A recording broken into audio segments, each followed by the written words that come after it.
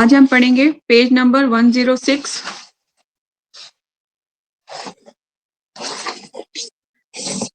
कृष्ण के चार प्राकट्य। शिला प्रभुपाद, शिला गुरुदेव की जय। श्रीमती तुलसी महारानी की जय। कृष्ण के चार प्राकट्य। डेट डाल दीजिए। आज जैसे मैंने कल भी बोला था, जो भी जिस दिन का पढ़ेंगे उस दिन में डेट डाल दीजिए। तो आज डेट है 26/11/24। यस, चलते हैं। चैतन्य भागवत में कृष्ण के चार प्राकट्यों का उल्लेख है जिन्हें स्थापित नहीं करना है। क्या है? भागवत तुलसी गंगाया भक्त जने चतुर्थ विग्रह कृष्ण ए चरी सने। श्री चैतन्य भागवत मध्य लीला 221.81 में लिया गया है। श्रीमद् भागवतम तुलसी देवी, गंगा और भक्तगण, जहाँ ये चार वस्तुएं पाई जाती हैं, वहां कृष्ण वहां पर सदैव उपस्थित रहते हैं। क्या क्या होती है चार वस्तुएं? इसको मोर इम्पोर्टेंट लिख सकते हैं और एन भी लिख सकते हैं कि आगे जाके आपको नोट्स बनाने का काम आएगा। श्रीमद् भागवतम, तुलसी देवी, गंगा और भक्तगण, ठीक है। जहां ये चार मुख्य वस्तुएं पाई जाती हैं, वहां कृष्ण सदैव उपस्थित रहते हैं। ठीक है, नेक्स्ट लाइन। इस भौतिक जगत में कृष्ण चार रूपों में प्रकट हुए हैं: गंगा, तुलसी, भागवत, श्रीमद् भागवतम और भक्त। इनके प्रत्यक्ष आविर्भाव से ही कृष्ण प्रकट हुए हैं। इन्हें स्थापित करने की आवश्यकता नहीं होती। ठीक है, परंतु श्री विग्रह की आराधना तब होती है जब उनकी प्राण प्रतिष्ठा की जाए। एक वैष्णव ही प्राण प्रतिष्ठा करेगा। वे इस मूर्ति में भगवान को प्रकट करने के लिए प्रार्थना करेगा, उन्हें बुलाकर आह्वान करेगा, तब ये मूर्ति पूजी जाएगी। ये प्राण प्रतिष्ठा कहलाता है। ठीक है, भगवान का आह्वान किया जाता है, भगवान आइए इस विग्रह में, ठीक है, और सेवा स्वीकार कीजिए। दिस इज कॉल्ड अ प्राण प्रतिष्ठा। जीवन यास करीले श्री मूर्ति पूजे है। श्री चैतन्य श्रीमद चैतन्य भागवत मध्य लीला से लिया है 21.82। ये सभी तभी इसकी आराधना होगी, अन्यथा इसकी पूजा नहीं की जाएगी। जब तक कि कोई वैष्णव इसमें प्राण प्रतिष्ठा ना कर दे, ये पूजी नहीं जा सकती। भगवान का कभी आविर्भाव नहीं होगा। यहाँ कहने का मतलब ये है, विग्रह जैसे आप ले आते हो और विग्रह ले आने के बाद आप उन्हें सजा धजा के आपने क्या किया, उनको एक शोकेस में बंद करके रख दिया, तो वो एक मात्र है, एक मतलब स्टैचू टाइप के रह जाएंगे, वो विग्रह नहीं कहलाएंगे। ठीक है। श्रीमती विंदा तुलसी देवी, जहाँ विंदा देवी का प्राकट्य तुलसी के रूप में हुआ है, विंदा देवी तुलसी का पौधा है। तुलसी का पौधा कोई साधारण पौधा नहीं है, मात्र एक पौधा नहीं है। ये वृंदावन की वृंदा देवी हैं, कृष्ण प्रेयसी, ये कृष्ण को सर्वाधिक प्रिय हैं। तुलसी प्रेयसी हम जिसकी आराधना करते हैं, और यदि वे हम पर अपनी कृपा बरसा देंगी, तब हम ये प्रेम भक्ति विकास कर लेंगे। विलास कुंज दियो वास, मोर यही अभिलाष। हे विंदा देवी, मेरी यही अभिलाषा है, कृपया ये अभिलाषा मुझे प्रदान कीजिए। राधा और कृष्ण के विलास कुंज में मुझे स्थान दीजिए। विंदा वह है विंदा देवी की कृपा। नयन है बे रिबो सदा युगल रूप राशि। आपकी कृपा से ही मैं राधा कृष्ण के युगल रूप का सदैव दर्शन कर पाऊंगा। ठीक है, तो जब तुलसी महारानी कृपा होगी तभी आप उनके निकुंज में वास कर सकते हैं, पहुंच सकते हैं, वरना नहीं। श्री गौर गोविंद स्वामी, अब यहाँ पे फिर से कन्वर्सेशन स्टार्ट हो गई है। श्री गौर गोविंद स्वामी, एक ही बात है, कृष्ण भक्ति या विष्णु भक्ति। कृष्ण यहीं पर है, क्योंकि हम गौरांग महाप्रभु के अनुयायी हैं, और जो प्रेम पुरुषोत्तम है, जो बिना किसी भेदभाव के कृष्ण प्रेम प्रदान करते हैं, गोपी प्रेम। भक्त, और क्या भक्ति देवी कोई भिन्न या पृथक व्यक्ति हैं? गौर गोविंद स्वामी, भक्ति देवी, वृंदा देवी, योग माया, ये सब राधा रानी की प्रत्यक्ष प्रकट रूप है। देखिए, कुछ लोग बोलते हैं जो तुलसी रानी की आरती होती है तो फिर बोले तुलसी महारानी की जय बोलते हैं ना, वृंदा देवी और भक्ति देवी की जय, उनको ही भक्ति देवी बोलते हैं, पर वो भक्ति देवी अलग है, ठीक है, तुलसी महारानी अलग है। उन्हें भक्ति देवी जय हो, भक्ति देवी, वृंदा देवी को भी मतलब ऐसे बोलते, तो वो मैंने जो है इस ग्रेस सरप्रेट प्रभु जी से भी सुना था, और यहाँ पे भी इस बात की पुष्टि होती है कि भक्ति देवी अलग है और वृंदा देवी अलग है, ठीक है। तो भक्ति देवी, वृंदा देवी, योग माया, ये सब राधा रानी के प्रत्यक्ष प्रकट रूप हैं। राधा रानी के एक ऐसे अनेक रूप है, राधा रानी कैसे अनेक रूपों में विस्तार करके भगवान की सेवा कर रही हैं। भक्ति प्रदान प्राप्त करने के लिए हमें वृंदा देवी और नरसिंह देव से प्रार्थना करनी चाहिए। Yes, very important. इसको आप एनडी लिख सकते हो, मतलब नोट डाउन। तो मतलब जब अपनी भक्ति के लिए हम इसलिए बोलते हूँ मैं आपको, जैसे मैंने सुना है, जो मैंने अपने सीनियर से सुना है, जो मैंने सीखा है, वो मैं आपको इसलिए बताती हूँ कि आप तुलसी महारानी के पास बैठ के हृदय से चैंटिंग कीजिए, है ना, उनके पास बैठ के। आपके पास पूरा प्रॉपर से एक गमला होना चाहिए, उसमें तुलसी महारानी का लहंगा पहनाइए उन्हें, और आराम से वहां बैठ के चैंटिंग कीजिए अर्ली मॉर्निंग, तो आपको बहुत मजा आने वाला है चैंटिंग में। दूसरी चीज ये कि भक्ति में कुछ ऑब्स्टिकल आते हैं, कुछ मतलब ऑब्स्टिकल आते हैं, कहीं ना कहीं से मन नहीं लगता है, कभी कभी क्या है कि लोग बोलते हैं क्यों चैंटिंग कर रहे हो, कभी घर वालों का प्रेशर होता है, कभी कुछ होता है, कुछ होता है। तो हमें ना नरसिंह भगवान से प्रेयर करनी चाहिए, हे नरसिंह भगवान मेरे भक्ति में आए ऑब्स्टिकल को दूर कीजिए, क्योंकि उनको क्या कहते हैं, सर्व विघ्न विनाशक नरसिंह भगवान की जय, है ना। तो नरसिंह भगवान सारे भक्ति में आए विघ्न बाधाओं को दूर करेंगे। तो हमें किससे प्रार्थना करनी चाहिए, विंदा देवी और नरसिंह देव से। भक्ति प्राप्त करने के लिए हमें विंदा देवी और नरसिंह देव से प्रार्थना करनी चाहिए और उनकी आराधना करनी चाहिए, जो भक्ति की रक्षा करने वाले भक्त रक्षक हैं। नरसिंह देव भक्ति के मार्ग में आने वाली अवरोधों को नष्ट करते हैं, जैसे मैंने अभी बताया। तो नरसिंह भगवान भक्ति में जो आए हुए कितने भी अवरोध ऑब्स्टिकल्स हैं उनको दूर करेंगे, इसलिए उनसे हृदय से प्रार्थना करनी चाहिए। हे नरसिंह भगवान काइंडली ब्लेस मी। हम समस्त वैष्णव जन से प्रार्थना करते हैं और उनसे कृपा की याचना करते हैं, जिससे हम भक्ति का विकास कर सकें। वैष्णव कृपा, भक्तस्तु भगवत भक्त संगेन परिजायत, ब्रह्म नारदीय पुराण से लिया गया है ये। केवल भगवत भक्त के संग से ही भक्ति उत्पन्न होगी। किसके संग से होगी, भगवत भक्त का, जो भक्त होगा उसके संग से। इसलिए मैं बोलती हूँ डिवोटी फ्रेंड्स बनाइए, डिवोटी फ्रेंड्स जितना हो सके बनाइए, तो उन्हें जो है आपको क्या होगा, भक्ति में आगे बढ़ने में मदद होगी। कम से कम जब भी ऐसी आप लोग कभी ऐसा प्रजल्पा नहीं कर पाओगे, गलत बात नहीं होगी, क्योंकि फ्रेंड डिवोटी फ्रेंड्स होगा तो उसको भी अपनी भक्ति की रक्षा करनी है, आपको भी भक्ति की रक्षा करनी है, तो उस लेवल पे बात नहीं जाएगी, ठीक है ना। इसीलिए भक्तों का संग, डिवोटी फ्रेंड्स होना बहुत जरूरी है, अन्यथा ये संभव नहीं है। केवल भगवत भक्त के संग से ही भक्ति उत्पन्न होगी, अन्यथा ये संभव नहीं है। इसलिए हम समस्त वैष्णव जनों से और भगवान के समस्त प्रिय भक्तों से प्रार्थना करते हैं कि कैसे हम भक्ति का विकास कर सकते हैं। केवल इसी की आवश्यकता है, एकमात्र क्रिया, एकमात्र उद्देश्य, एकमात्र लक्ष्य जिन्हें हमें प्राप्त करना है। हाँ, क्या है उद्देश्य, भगवान की भक्ति प्राप्त करना। कैसे मिलेगी, वैष्णव की कृपा से, तुलसी महारानी के आशीर्वाद से, और नरसिंह भगवान से प्रेयर कीजिए, भक्ति में आए सारे अवरुद्धों को दूर कर दीजिए, ठीक है।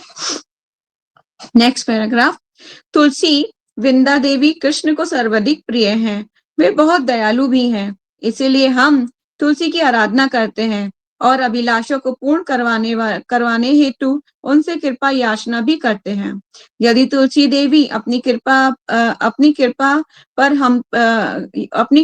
हम पर बरसा देंगी, तो हम राधा रानी की दासी बन जाएंगे, ठीक है।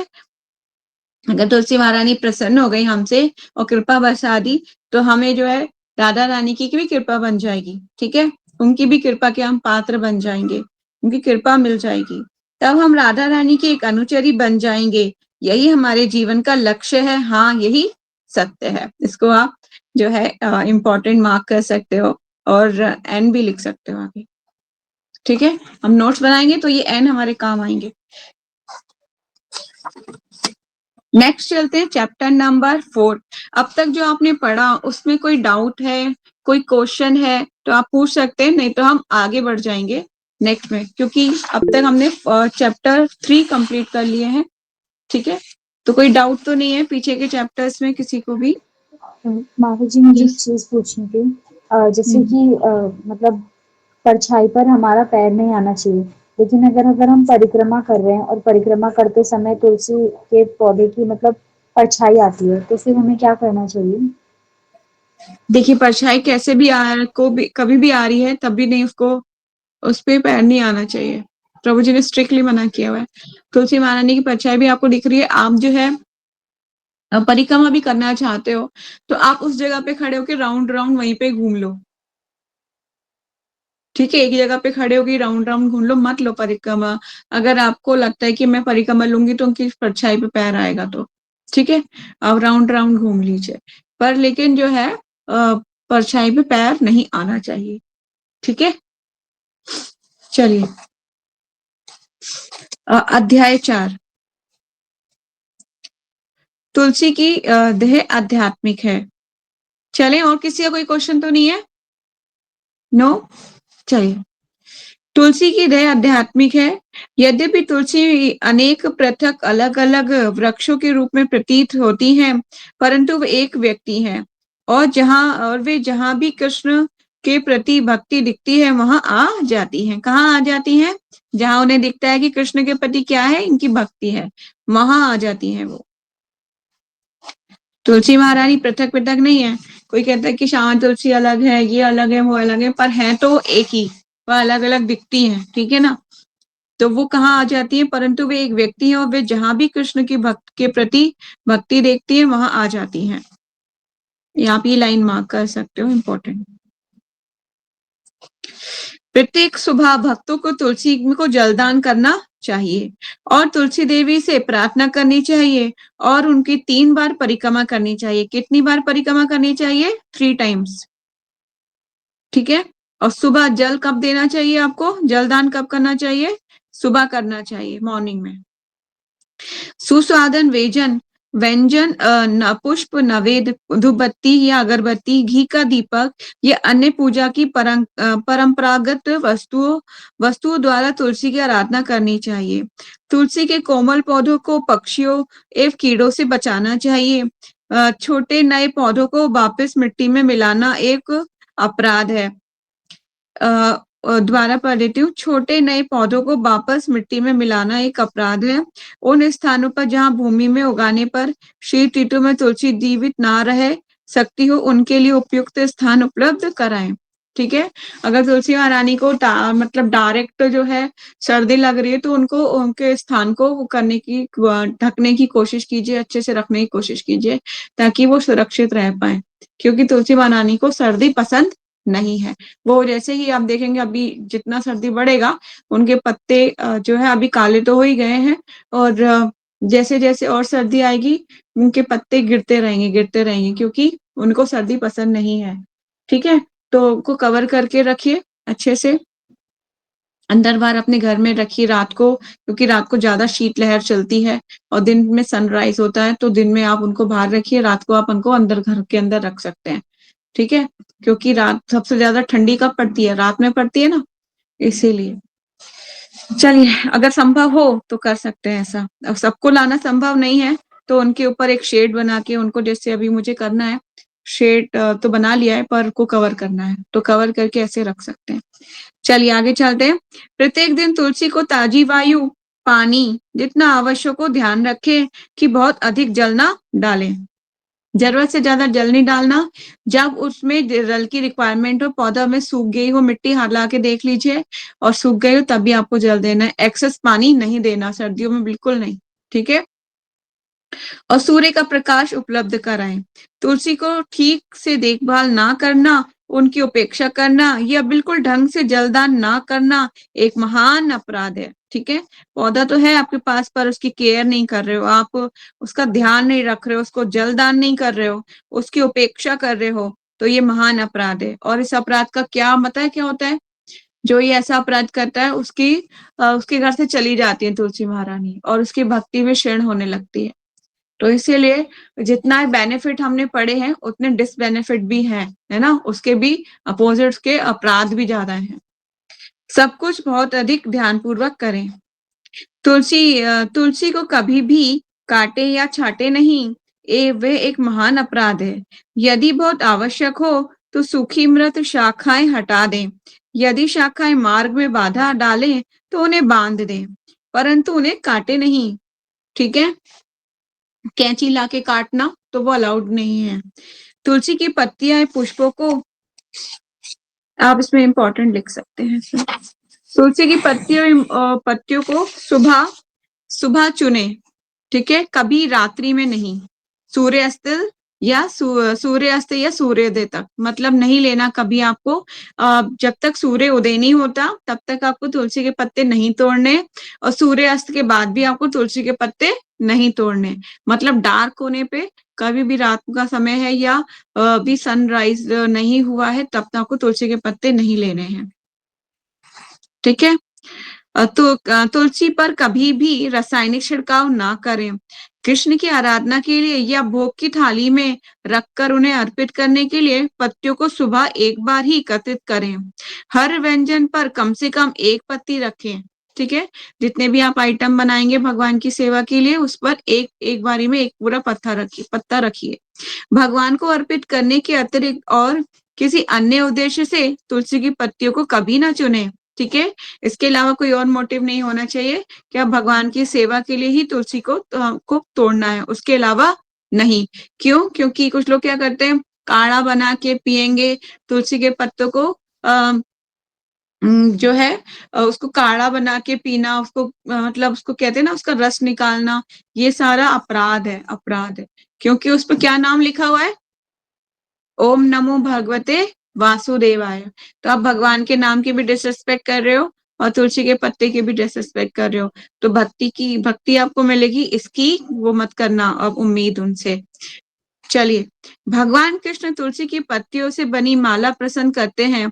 तुलसी की पत्तियों के साथ चंदन का लेप लगाकर भगवान के चरण कमलों पर रखना सर्वोपरि आराधना है। ठीक है, भगवान के चरणों पर क्या रखिए, चंदन लगाकर तुलसी के पत्ते पर भगवान के चरणों पर रखिए। तुलसी की पत्तियों को भगवान विष्णु के विभिन्न रूपों के अतिरिक्त अन्य किसी भी चरण पर ना रखें। आप सोचें कि मैं तो शिव जी पे भी तुलसी चढ़ाऊंगी, तो वो ना करें ऐसा, क्योंकि वो एक महान अपराध है। श्रीमती राधा रानी के हाथ में तुलसी पत्र भगवान कृष्ण को अर्पित करने के लिए दिए जा सकते हैं। ठीक है, श्रीमती राधा रानी के हाथ में आप तुलसी का पत्र दे सकते हैं। वो इस उद्देश्य दिया जाता है कि हे प्रिय राधा रानी, आप अपने कृष्ण को ये तुलसी का पत्ता अर्पित कर दीजिए। ठीक है, उनके चरणों पे, राधा रानी के चरणों पे कभी तुलसी नहीं दी जाती, उनके हाथ में दी जाती है। कृष्ण तो सूखी शुष्क तुलसी दल भी स्वीकार कर लेते हैं। मतलब कैसे कृष्ण भगवान क्या करते हैं, सूखी हुई शुष्क तुलसी दल भी स्वीकार करते हैं। मतलब अगर तुलसी का पत्ता नहीं होता हमारे पास, हम सूखी तुलसी भगवान को देते हैं तो भगवान वो भी स्वीकार करते हैं। तुलसी की लकड़ी तुलसी के पौधे का स्वाभाविक रूप से सूख जाने के पश्चात पूजा की सामग्री जैसे मनका, माला का दाना बनाने में प्रयोग लाई जा सकती है। ठीक है, तुलसी की लकड़ी अगर सूख जाती है तो उसको हम जो है या तो हम उसकी कास्ट को हम भगवान को दिखा सकते हैं, या फिर हम उसकी मन का माला बना सकते हैं। आपको पता है तुलसी माला बनानी आती है? किस किस को आती है माला बनानी? नहीं आती? मतलब कंठी माला या मतलब तुलसी के उससे माला? कंठी माला नहीं आती, मैं आपको सिखाऊंगी। बहुत आसान होता है उसको बनाना, और आसानी से सुई चली जाती है उसके अंदर, फिर निकाल के पूरा बनाते हैं, बहुत सुंदर बन जाती है। पर वो होता है कि थोड़ा सा उसके लिए थोड़ा टाइम लगता है। तुलसी की लकड़ी को पहले से छील दिया जाता है, छीलने के बाद उसको स्मूथ कर लिया जाता है, और स्मूथ करने के बाद उसके मनकों को काट लिया जाता है, कट जाते हैं, है ना। फिर काटने के बाद फिर उसको एक एक धागे में पिरोया जाता है, फिर लास्ट में हम उसको टक इन कर लेते हैं। ऐसा होता है, बनाना आसान होता है। ठीक है, तुलसी की कास्ट में हम उसको लकड़ी में तो सुई डाल सकते हैं, पर लिविंग प्लांट को हम ऐसे सुई से कुछ नहीं करते, सुई और कैंची यूज नहीं करते। चलिए, तुलसी की पत्तियों एवं पुष्पों को कभी भी चाय या जूस बनाने में प्रयोग में ना लाएं। ठीक है, सोचें कि मैं तो आज माता जी बहुत सर्दी थी तो तुलसी के पत्तों की चाय पी के आई हूँ, नहीं, आपको ये अलाउड नहीं है, ऐसा अपराध लग जाएगा। सांसारिक कार्यों जैसे दवाइयां, औषधि एवं मरहम बनाने के लिए प्रयोग करना या गर्म करना एक महान अपराध है। ठीक है, तुलसी के पत्तों को गर्म करना, ऐसा भी होता है कि हमने कोई डिश बनाई है, ठाकुर जी की थाली लेके आए और उसको हमने भोग में मिलाया, जैसे सब्जी में मिलाया, फिर सब्जी में तुलसी का पत्ता है और सब्जी को गर्म करना है आपको, तो पत्ते को आप अलग कर लीजिए उससे और फिर आप सब्जी गर्म कीजिए। पत्ते को कभी डाल के गर्म नहीं करना किसी भी चीज में, पत्ते अलग करके रखिए। ठीक है, फिर बाद में आप अपने भोजन में कर सकते हैं। तो मरहम बनाने प्रयोग करना या गर्म करना एक महान अपराध है। कभी तुलसी के पौधे को ना काटे, इसको इंपॉर्टेंट लिख सकते हैं ऊपर वाले पैराग्राफ को। कभी भी तुलसी के पौधे को ना काटे, ना ही जीवित तुलसी के पौधे को खींचकर उखाड़े। ठीक है, ऐसे खींचकर उखाड़ना लिविंग प्लांट को अपराध है। ठीक है, और उसको काटे भी नहीं, ऐसे लिविंग प्लांट को ना कैंची लेके काटना, जैसे पहले मैंने बोला, वो महान अपराध है। तुलसी देवी की परछाई पर ना चलें और चप्पल धारण करके उनका स्पर्श ना करें, चप्पल नहीं पहने, चप्पल पहन के तुलसी के पत्तों को तोड़ना जो है अब महान अपराध है, ऐसा मत कीजिएगा। आप ये देखिए ना, आप पूजा करने जाते हैं भगवान की तो क्या चप्पल पहन के जाते हैं, चप्पल पहन के आरती करते हैं? नहीं, उसी नहीं करते ना। तो तुलसी महारानी की जब पत्ते तोड़ते हैं तब आप उनकी पास जाके चप्पल पहन के कैसे तोड़ सकते हैं? ये अलाउड नहीं है। यद्यपि हम भगवान श्री कृष्ण की नित्य पार्षद तुलसी की देवी की पूजा का पूर्ण रूप से कभी भी वर्णन नहीं कर सकते, शास्त्र हमें इसकी आराधना करने के महत्व को संकेत देते हैं। ठीक है, शास्त्र क्या कह रहे हैं? सिर्फ संकेत दे रहे हैं कि हाँ बहुत इंपॉर्टेंट है, पर हम पूर्ण रूपेण इसका वर्णन नहीं कर सकते। यहाँ पर जो है ये बात बोली जा रही है। तुलसी समस्त भक्ति में कार्यों का सार है। तुलसी देवी की पत्तियां, पुष्प, जड़ें, शाल, शाखाएं, तना एवं छाया सभी आध्यात्मिक है। क्या है? सब कुछ आध्यात्मिक है, उनका तना, शाखा, सब कुछ। ठीक है, तो आज एकादशी थी, तो आप लोगों ने अगर कास्ट अवेलेबल हुआ होगा, किसी के पास हुआ था कास्ट अवेलेबल, भगवान को तुलसी का कास्ट दिखाना बहुत शुभ होता है। चलिए नेक्स्ट में चलते हैं। तुलसी परम भगवान हेतु। तुलसी का प्रसाद शक्ति एवं जीव तत्व को अर्पित किया जा सकता है और बिना भोग लगाई हुई तुलसी कृष्ण को भोग लगाने के लिए उनके हाथों में अर्पित की जा सकती है। यद्यपि भोग महाप्रसाद नहीं, नैवेद्य रूप में शक्ति या जीव तत्वों को अर्पित करें तो तुलसी को नैवेद्य पर रखकर अर्पित किया जा सकता है, क्योंकि भगवान को भक्त होने के कारण वे नैवेद्य को स्वीकार करने से पूर्व सदा कृष्ण को अर्पित करते हैं। ये एक तरीके से बताया जा रहा है कि तुलसी क्या है? परम भगवान के हेतु हैं। यहाँ पर जो बोला जा रहा है कि तुलसी का प्रसाद शक्ति एवं जीव तत्व को अर्पित किया जा सकता है, मतलब कि जैसे कि क्या होता है कि कभी हम भगवान के भक्त जो होते हैं ना, उनको तुलसी का पत्र देते हैं। जैसे कभी कभी मैंने सुना है ऐसा कुछ लेक्चर्स में, प्रभुपाद जी को भी तुलसी का पत्र दिया जाता है कि प्रभुपाद आप ये पत्र लेके भगवान को अर्पित कर दीजिए। उसी तरह से बोला जा रहा है कि किसी जीव जैसे कि किसी जीव को तुलसी का प्रसाद शक्ति या जीव तत्व को अर्पित किया जा सकता है और बिना भोग लगाई हुई तुलसी कृष्ण के भोग के लिए उनके हाथों में, भगवान के भोग के लिए उनके हाथों में अर्पित की जा सकती है। ठीक है, हाथ में दिया जा सकता है। यदि भोग महाप्रसाद नहीं है, नैवेद्य के रूप में शक्ति या जीवों को अर्पित करें तो तुलसी को नैवेद्य पर रखकर अर्पित किया जा सकता है। ठीक है, तो आप दे सकते हैं हाथों में, लेकिन उनके चरणों पे, सिर्फ चरण पे भगवान के ही देना, किसी और के नहीं देना, क्योंकि भगवान के भक्त होने के कारण वे नैवेद्य को स्वीकार करने से पूर्व सदा कृष्ण को अर्पित करते हैं, इसलिए हम दे सकते हैं हाथ में। ठीक है, तुलसी का पत्ता विष्णु को बहुत अधिक प्रिय होता है। समस्त विष्णु तत्व विग्रह की प्रचुर मात्रा में तुलसी की पत्तियों की आवश्यकता होती है। भगवान कृष्ण सदैव तुलसी की पत्ती से बनी माला प्रसन्न करते हैं। परंतु हमें बहुत अधिक ध्यान रखना चाहिए कि तुलसी की पत्तियां भगवान विष्णु एवं उनके विभिन्न रूपों के अतिरिक्त किसी भी अन्य के चरणों पर नहीं रखी जा सकती। जैसे मैंने जो लाइन अभी बोली थी कि आप भगवान विष्णु के अलावा किसी और के चरणों पर तुलसी को नहीं रख सकते, वो महान अपराध हो जाएगा। इसको मोस्ट इम्पोर्टेंट लिख लीजिए एनडी, और नोट डाउन भी करना होगा आगे। तुलसी की पत्तियां राधा रानी के चरणों में या गुरु के चरण कमलों में कभी नहीं रखी जा सकती हैं। ठीक है, ये लाइन भी बहुत इंपॉर्टेंट है। यहाँ तक कि राधा रानी के चरणों में भी तुलसी नहीं रखी जा सकती। इन्हें केवल कृष्ण के चरण कमलों में रखने का विशेष अधिकार प्राप्त है। फिर भी हम राधा रानी के हाथों में तुलसी रख सकते हैं, जिससे वे कृष्ण के चरण कमलों में रख दें। ये प्रत्येक पात्र में थाली में कम से कम एक पत्ता होना चाहिए। ठीक है, आप जो भी भोग लगा रहे हैं प्रत्येक थाली में एक एक पत्ता जरूर रहना चाहिए। ये छोटे छोटे पॉइंट्स अगर आप नोट कर रहे हैं तो भी अच्छा है, नहीं तो इम्पोर्टेंट जरूर लिख लीजिए। आपको फर्दर इसको हम नोट करेंगे जब नोट्स कंप्लीट करेंगे तब। उन सभी वस्तुओं में से जो भगवान को अर्पित की जाती हैं, तुलसी अत्यधिक सराहनीय है। इसीलिए व्यक्ति केवल शुद्ध जल एवं तुलसी की पत्तियां अर्पित करके भगवान को पूर्ण आराधना कर सकता है। गरुड़ पुराण के अनुसार नवेद पर तुलसी सदैव अर्पित की जानी चाहिए। यदि कोई हरि के अतिरिक्त किसी और को तुलसी अर्पित करता है, तब वे पाप एक ब्राह्मण या एक गाय की हत्या करने या अपने गुरु की पत्नी के साथ संभोग करने के पाप के बराबर होता है।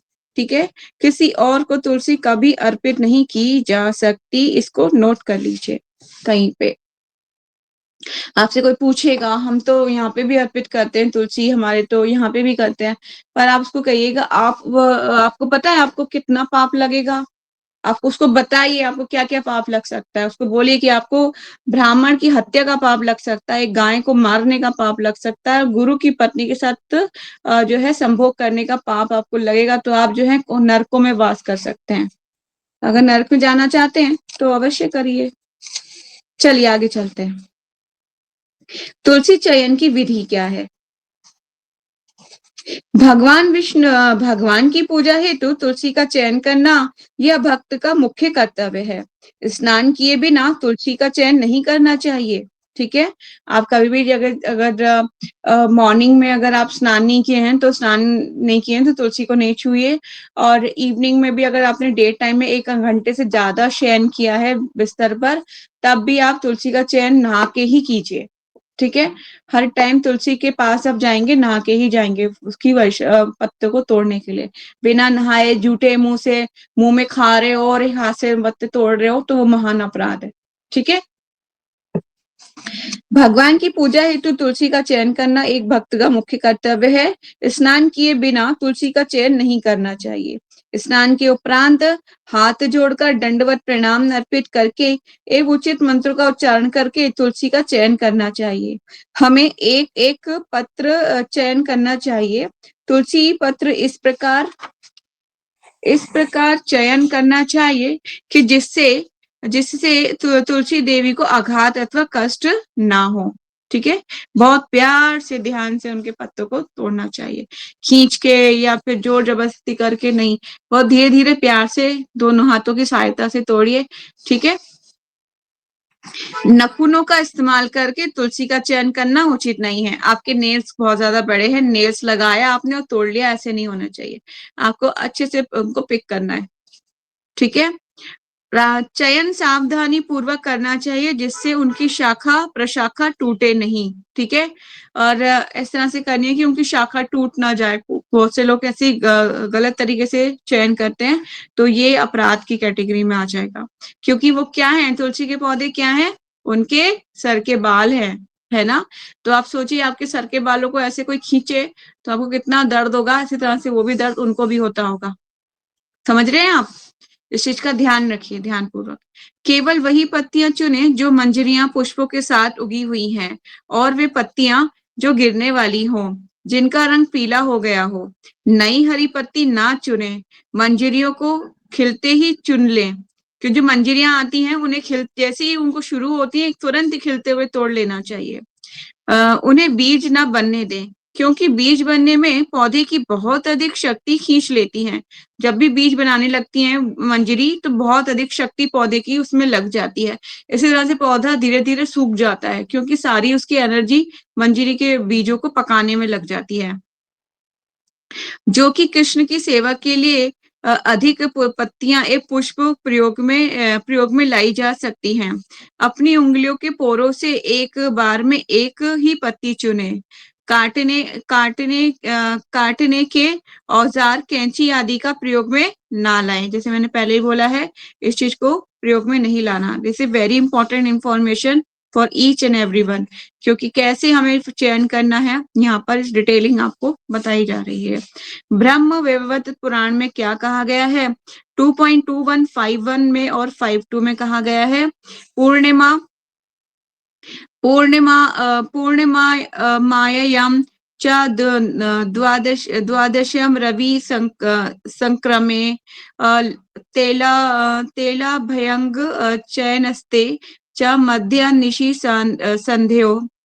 संध्यो अशुचे शुचि काले व रात्रि वासे संविते नरा तुलसी ये च छिदन्ति ते छिदन्ति हरे शिरः।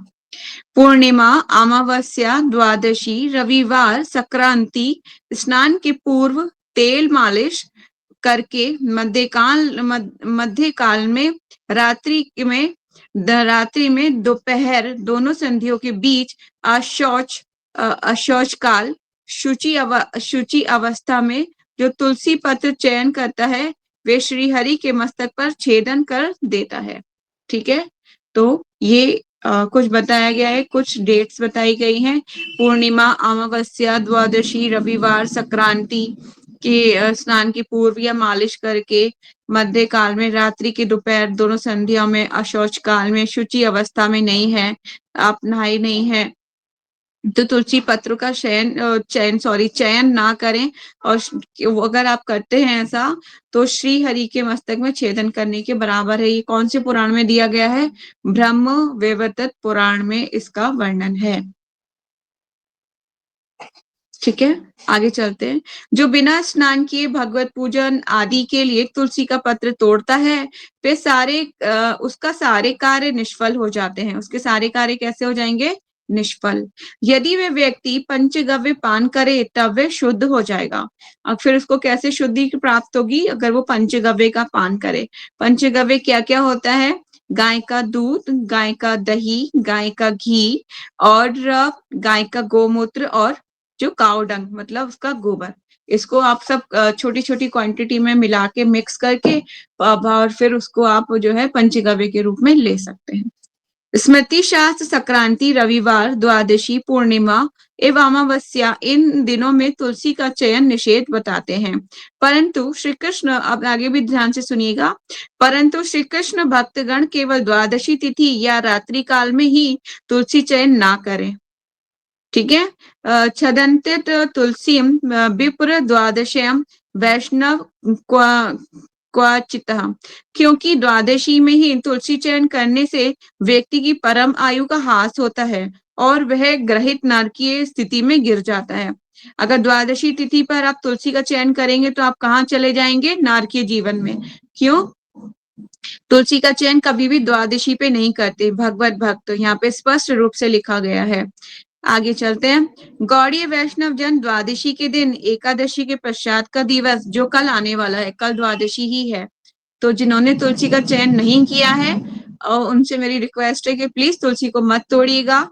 तुलसी के नीचे गिरे हुए पत्तों को आप उठा के धो के आप भगवान के नैवेद्य भोग में चढ़ा सकते हैं, पर तुलसी को मत तोड़िएगा। अगर आपने ऐसा कार्य किया पता होने के बाद भी, तो कहाँ चले जाएंगे? नारकीय स्थिति में गिर जाएंगे। गौड़ीय वैष्णव जन द्वादशी के दिन, एकादशी के पश्चात का दिवस पत्तियां काटते या तोड़ते नहीं है, अतः वे एकादशी के दिन ही अधिक चुनकर रख लेते हैं। हमें एकादशी के दिन ही अधिक मात्रा में तुलसी के पत्तों को तोड़ के रख लेना चाहिए, और द्वादशी के दिन कभी भी द्वादशी के दिन कभी भी तुलसी के पत्तों को तोड़ना नहीं चाहिए। ठीक है, आप इसको इम्पोर्टेंट मार्क कर सकते हो। नेक्स्ट, तुलसी देवी बहुत सौभाग्यशाली है और कि उन्हें सदा ही भगवान के चरण कमलों पर और उनको अर्पित किए गए समस्त व्यंजनों पर उपस्थित रहने का वरदान एवं आशीर्वाद प्राप्त है। ये आशीर्वाद किसे प्राप्त है? तुलसी महारानी को। क्या क्या आशीर्वाद प्राप्त है? वो भगवान के चरण कमलों पर अर्पित हो सकती हैं और उनके व्यंजनों पर उपस्थित रहने का ये वरदान उनको प्राप्त है। कितना सौभाग्यशाली है ना तुलसी महारानी कि भगवान के चरणों पर रहती हैं और उनके भोग प्रसाद में भी तुलसी महारानी रहती है उनके, और भगवान तुलसी की माला भी भगवान धारण करते हैं, है ना। तो तुलसी महारानी बहुत सौभाग्यशाली हैं। आगे चलते हैं। तुलसी केवल कृष्ण को और उनके विष्णु तत्व विस्तारों जैसे भगवान बलराम, भगवान नित्यानंद, भगवान विष्णु, भगवान नरसिंह देव इत्यादि को अर्पित की जा सकती है। ठीक है, तुलसी देवी किस किस को अर्पित की जा सकती है? द्वारा इसको पढ़ देती हूँ। बलराम, भगवान नित्यानंद, भगवान विष्णु, भगवान नरसिंह देव इत्यादि को भी तुलसी अर्पित की जा सकती है। क्यों अर्पित की जा सकती है? वो कौन है? स्वयं भगवान विष्णु है ना। परंतु अन्य किसी को नहीं। इस उद्देश्य से पत्तियों को एकत्रित करने के लिए स्कंद पुराण में मंत्र उच्चारण करें। तुलसी की पत्तियों को एकत्रित करने के लिए क्या करें? मंत्र का उच्चारण, जो कहाँ दिया गया है? स्कंद पुराण में दिया गया है। तुलसी अमृत जन्मोसी सदा तत्व केशव प्रिया के केशवार्थ चिन्नोमि त्वं वरदा भव शोभने। ये पद्म पुराण का श्लोक है। हे तुलसी देवी, आपका जन्म अमृत से हुआ है और आप सदा ही भगवान केशव को प्रिय हैं। भगवान केशव के लिए ही मैं आपकी पत्तियां एकत्रित करता हूँ या करती हूँ। हे सुंदर तुलसी, कृपया भगवान की सेवा करने का वरदान हमें प्रदान करें। तो ये तुलसी चयन करने का मंत्र है, आप इसको याद कर सकते हैं और जो है अपनी डैशबोर्ड जहाँ पे भी आप पढ़ाई करते हो वहां पर लिख के रख सकते हो ये मंत्र तुलसी के चयन का। और डेली आप उसको रिसाइट करोगे, डेली रिसाइट करोगे तो आपको याद हो जाएगा। जब भी आप चयन करोगे तो आपको इजी मतलब आप लर्न कर सकते हो उसको। ठीक है, तो आप इसको मोस्ट इम्पोर्टेंट लिख सकते हैं। आगे चलते हैं। इस मंत्र का उच्चारण करके तुलसी को प्रणाम अर्पित करके दाएं हाथ से धीरे धीरे एक एक पत्र अथवा 2 दल सहित मंजरी चयन करके पवित्र पात्र में रखनी चाहिए।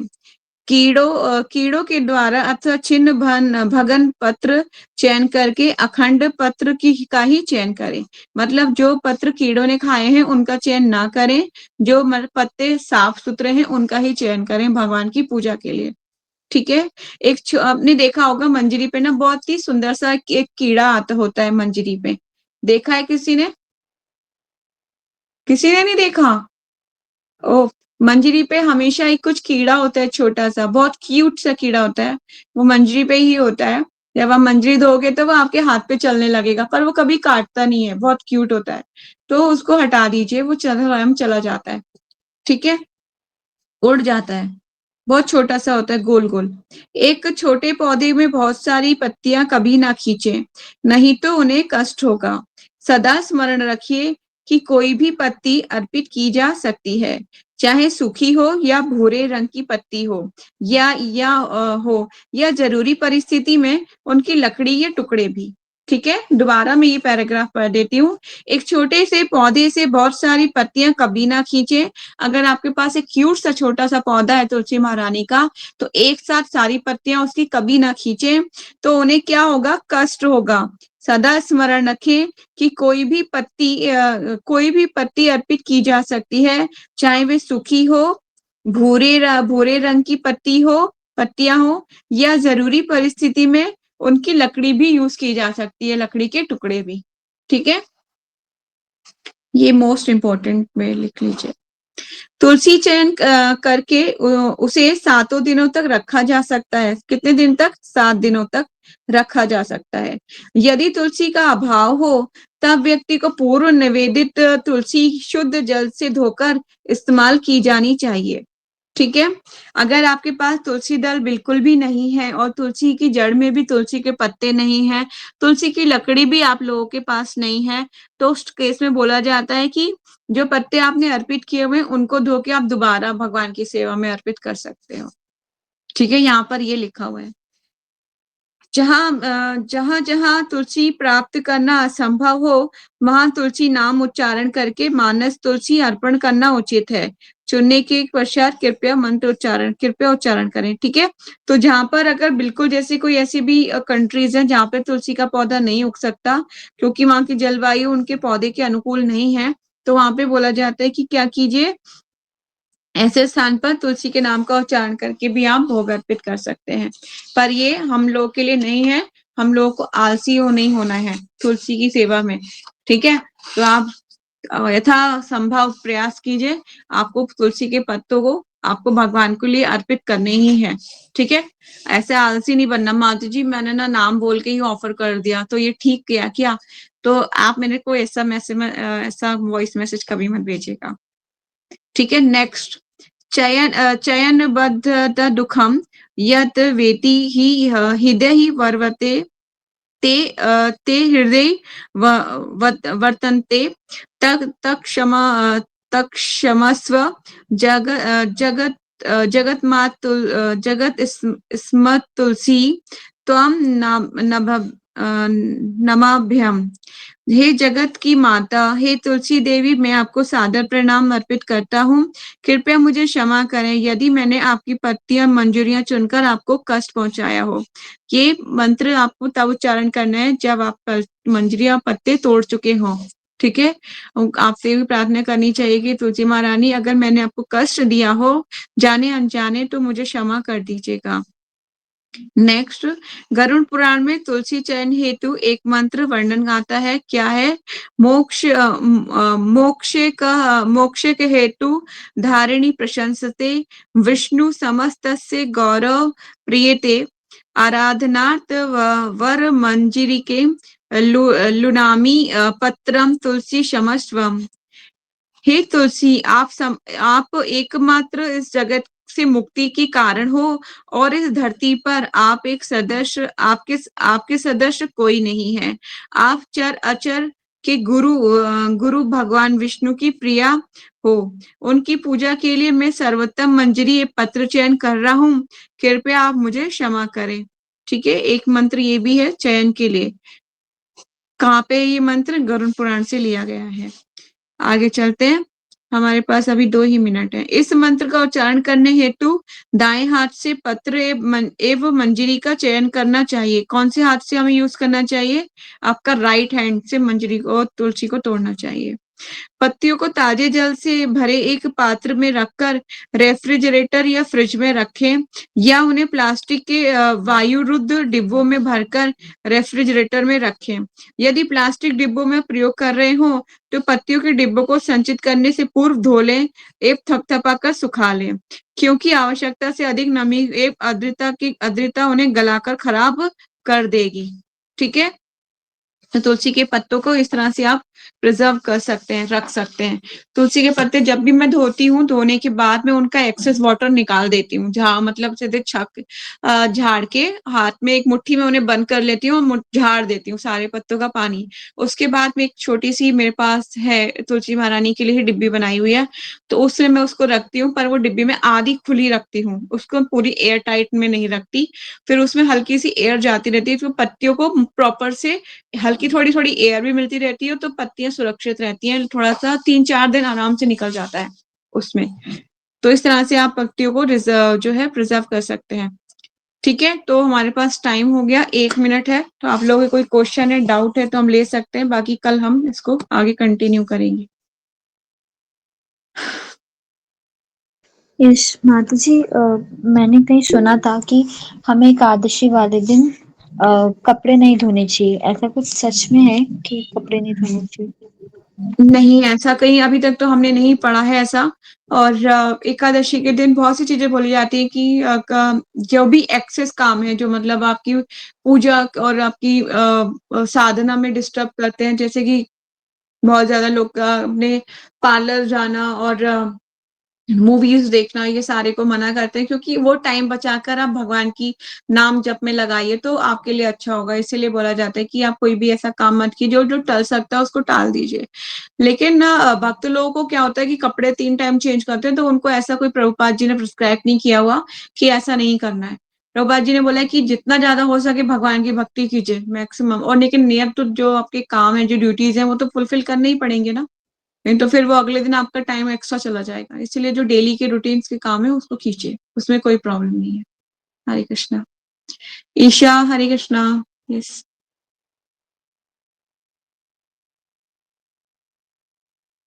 यस ऑफ कोर्स, क्योंकि जो चैतन्य महाप्रभु जो है भगवान कृष्ण है ना, उनको अर्पित कर सकते हैं। राधा रानी का हृदय है उनके पास, पर बॉडी किसकी है? कृष्णा की है ना, तो अर्पित कर सकते हैं।